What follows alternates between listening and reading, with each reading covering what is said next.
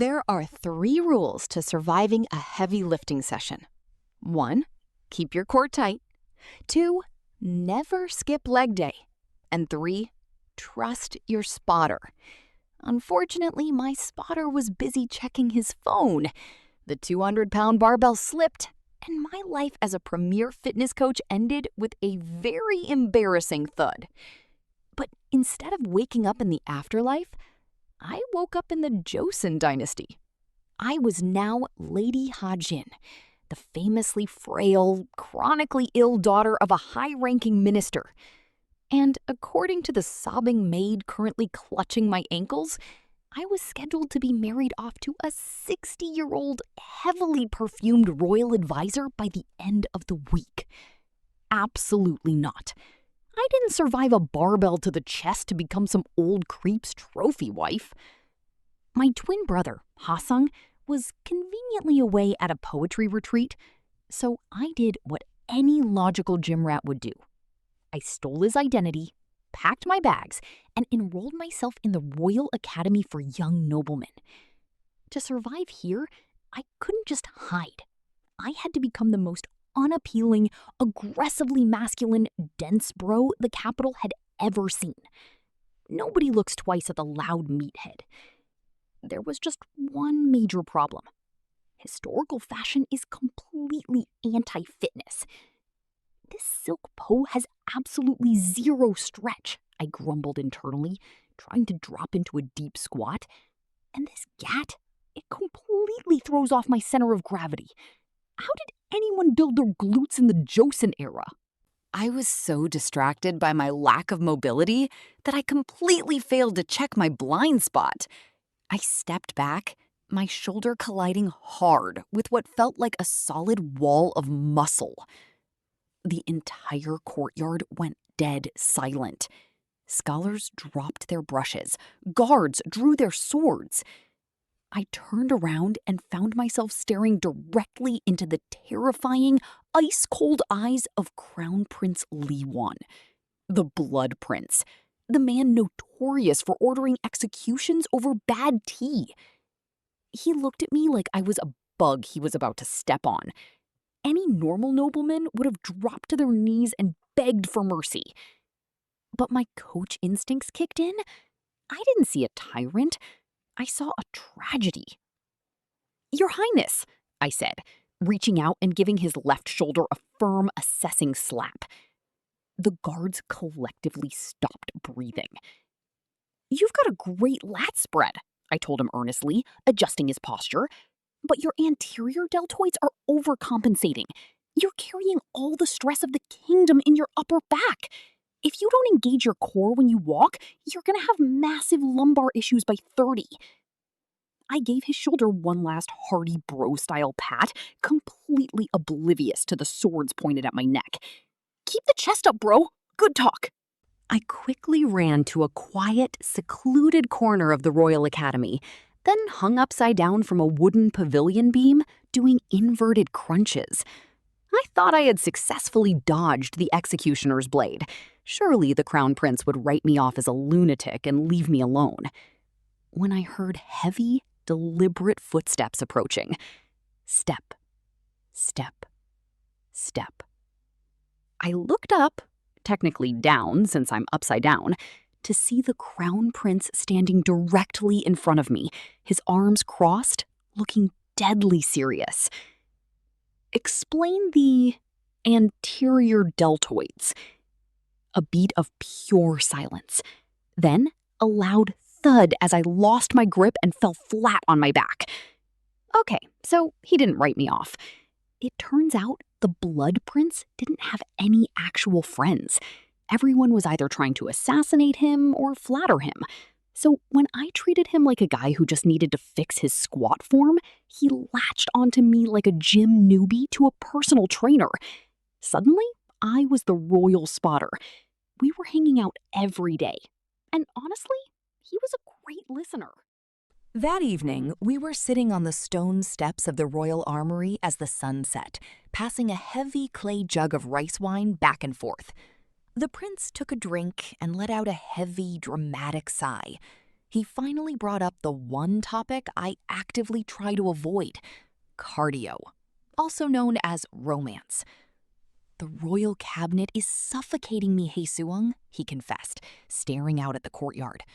"They demand I choose a crown princess by the next moon. The political maneuvering is exhausting. I don't know who to trust." I wiped my mouth with the back of my sleeve, slammed my cup down on the stone steps, and put a heavy, comforting hand on his shoulder. It was time for some serious wingman advice. "Listen to me, Your Highness," I said seriously. "Relationships? They drain your testosterone. They ruin your sleep schedule. And bad sleep means bad recovery. Queens are temporary. A solid deadlift personal record, that is forever. Just focus on your gains." The prince violently choked on his wine. He coughed, his face turning bright red as he struggled for air. I immediately leaned in close, whacking him hard on the back. "Whoa, deep breaths, bro. You gotta open up your airways," I yelled over his coughing. But as he looked up at me, time seemed to stop. I was leaning right in his space, my face flushed from the wine, smiling at him. I thought he was just having an asthmatic reaction to the alcohol. I had no idea that a massive, historical gay panic was currently taking place inside his royal brain.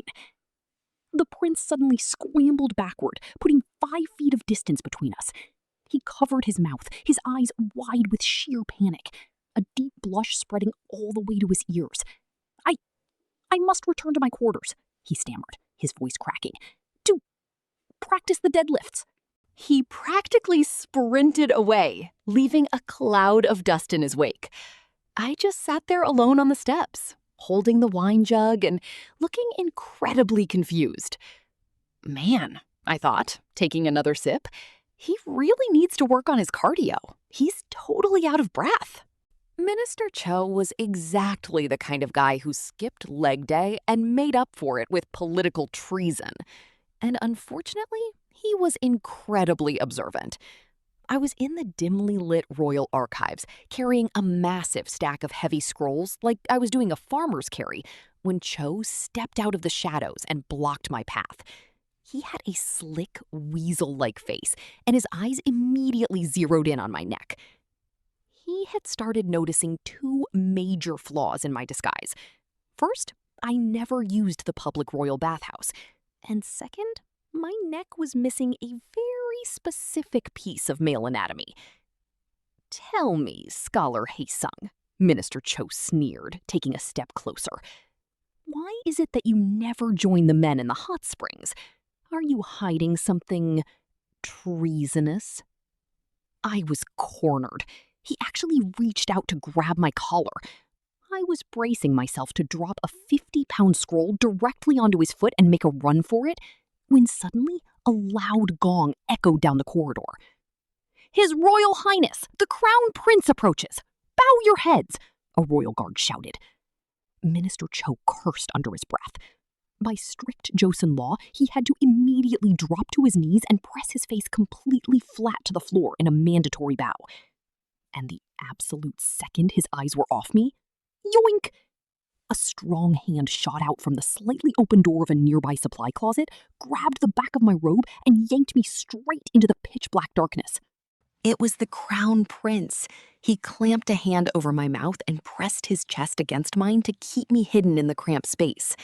Outside, I could hear Minister Cho stand up, sound incredibly confused by the empty hallway, and eventually walk away. Now, normally, a guy pinning you in a dark closet is a massive red flag. But this was my bro. He was just running a solid defensive play to protect his spotter. But as my eyes adjusted to the slivers of moonlight cutting through the door, I noticed the prince was trembling.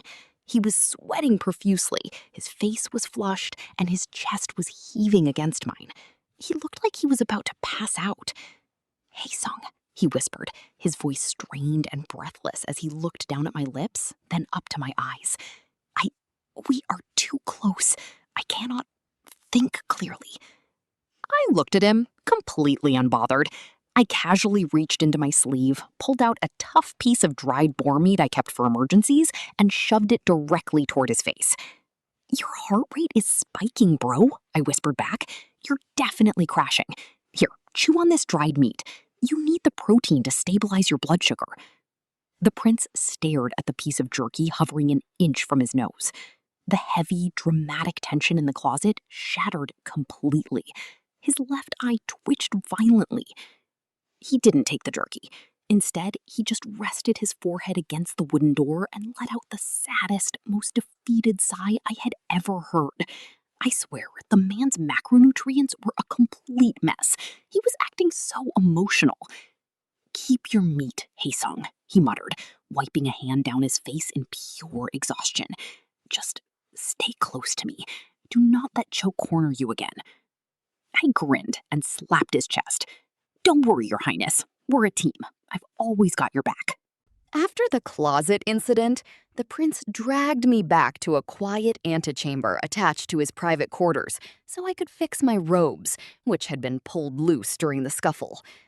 My heart was pounding, but only because my heart rate monitor, if I had one, would have been in the red zone from all that dodging. I was alone in the room, frantically trying to retie the complicated silk ribbons. I was getting so frustrated with the knots that I yanked my horsehair hat off my head to get better leverage, completely forgetting the cardinal rule of going undercover: never undo the hair bun. The hair tie snapped. A thick cascade of long, silky hair fell completely down my back. I didn't realize the crown prince had silently walked back into the room. From his angle, he could only see my back, but in the polished bronze mirror hanging on the wall right in front of me, he clearly saw my feminine face, the lack of an Adam's apple, and the long hair. If I had turned around, I would have seen the terrifying blood prince freeze in his tracks. I would have seen the initial shock on his face melt into a massive, overwhelming wave of relief. He covered his mouth to stifle a laugh, looking up at the ceiling as if thanking the heavens. He finally realized his bro was actually a woman. His historical gay panic was officially canceled. But he didn't confront me. He didn't order my execution. He silently stepped back out into the hallway before I even knew he was there. A predatory, incredibly handsome smirk spread across his face. He decided two could play this game, and unfortunately for me, he was highly competitive. The next day at the royal training grounds, the dynamic completely shifted. Suddenly, the crown prince started weaponizing my own bro energy against me. I was trying to stretch my hamstrings when he suddenly appeared right behind me. He leaned in uncomfortably close, placing his large hands firmly on my waist. "You are too stiff, Haesung," he whispered, his lips brushing right against my ear.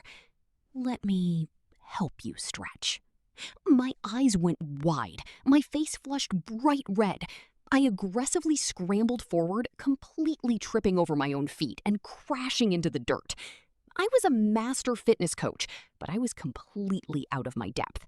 He kept touching my shoulders to check my form and whispering tactical advice against my neck. I was getting flustered. Me! The climax of his teasing was interrupted a few days later during a gathering of the Grand Royal Court. Hundreds of officials were assembled when Minister Cho confidently stepped forward, a smug grin on his face, and pointed directly at me. "Your Majesty!" Cho shouted. "I bring grave news. That scholar is an impostor. He is no man at all, but a weak, fragile woman infiltrating our sacred halls. Seize her and strip her robes." 3 massive, heavily armored palace guards immediately lunged at me. Minister Cho thought exposing me in public would mean my instant death. He called me weak. He called me fragile. Big mistake. I didn't cower.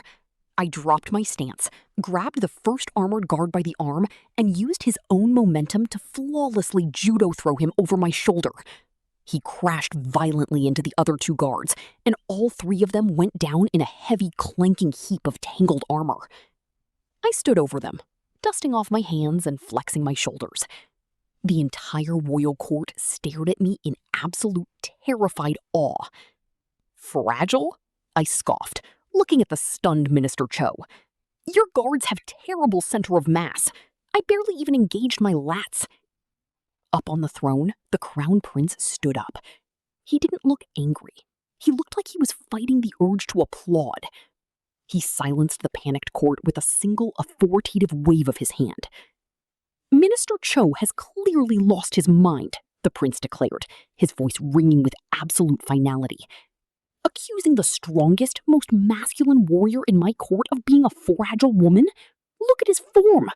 Arrest Cho for treason. As Cho was dragged away screaming, the prince walked down the steps and stopped right in front of me. He leaned in, his voice dropping to a whisper that only I could hear. "Your brother's poetry retreat ends tomorrow," the prince murmured, a devastating, knowing smirk playing on his lips. "You should return home and rest your muscles, Lady Hei-jin." My heart completely stopped. He knew. He had known this whole time. Before I could panic, he patted my shoulder, a perfect replica of the bro tap I had given him on our first meeting. "Oh, and I had a brief chat with that elderly royal advisor," the prince added smoothly. "Your previous marriage arrangement has been permanently canceled by royal decree. You are completely free." He gave me a final, lingering look and stepped back. He had just run the ultimate wingman play. He saved my life, protected my secret, and got rid of the creepy minister, all in one smooth motion. I returned home that night, quietly slipping out of my brother's robes and back into the life of Lady Hei-jin. I thought I had successfully dodged a bullet. I thought I was free to just lift heavy rocks in my private courtyard in peace. But exactly 1 week later, the blare of royal trumpets echoed outside my family's estate. My father rushed into the courtyard, pale and shaking, holding an ornate scroll wrapped in gold silk. It was an imperial decree directly from the crown prince. The prince wasn't just letting me go. He had used his absolute authority to select his own bride. And out of all the noblewomen in the capital, the Blood Prince had officially named the famously frail Lady Hei-jin as his future crown princess. I stared at the golden scroll in my father's hands. The prince didn't want a submissive wife. He wanted his spotter back. 6 months later, the sun was just rising over the royal courtyard. Dozens of elderly, frail government ministers were lined up in neat rows, wearing their official silk robes. They were all shaking, sweating, and groaning in agonizing pain. The entire Joseon court was completely terrified of me, but not because I was a tyrant. I stood at the front of the courtyard wearing the stunning, elaborate robes of the crown princess, doing deep, flawless lunges. Right beside me, the crown prince was matching my form perfectly, looking happier than he had ever been in his life. "Drop deeper, Minister of Finance," I yelled, clapping my hands as I switched legs. "You can't balance the royal budget if you can't balance your own glutes. 10 more reps before we discuss the agriculture tax." Queens are temporary, but a kingdom with solid core stability? That's forever. The end.